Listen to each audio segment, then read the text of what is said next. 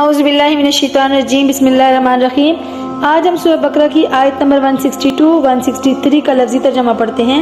شروع کرتے ہیں بسم اللہ الرحمن الرحیم۔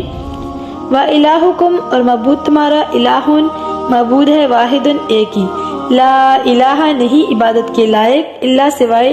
ہوا وہی، الرحمن نہایت مہربان ہے، الرحیم بار بار رحم فرمانے والا ہے۔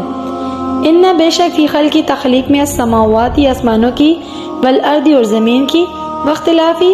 اور بدلتے رہنے میں، اللیل رات کے، والنہاری اور دن کے، والفلکی اور کشتی، اللاتی وہ جو، تجری بہتی ہے، فی البحر سمندر میں، بما ساتھ اس کے جو، ینفع نفع دیتی ہے، الناس لوگوں کو، بما اور جو، انزلہ نازل کیا یا اتارا، اللہ نے، من السماء آسمانوں سے، مما ان پانی، فاحیا پھر زندہ کیا، بہی ساتھ اس کی، الارض زمین کو، بعد موتہا اس کے مرنے کے، وبثا اور پھیلائے، فیہا اس میں، من کلی ہر قسم کے، دابت جانور، وتصریف الریاح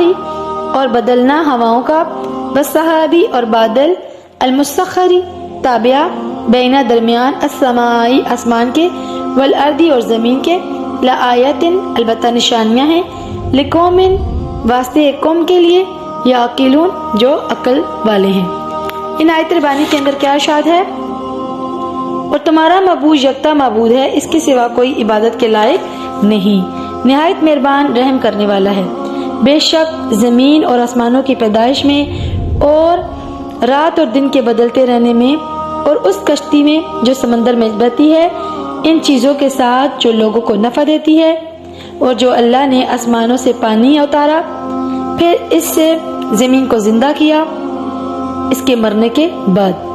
اور اس میں ہر قسم کے جانور پھیلائے، اور ہواؤں کے بدلنے میں،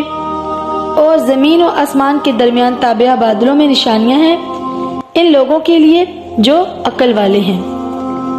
اللہ میں ہر روز قرآن پاک پڑھنے کی اور سننے کی سعادت نصیب فرمائے، آمین یا رب العالمین۔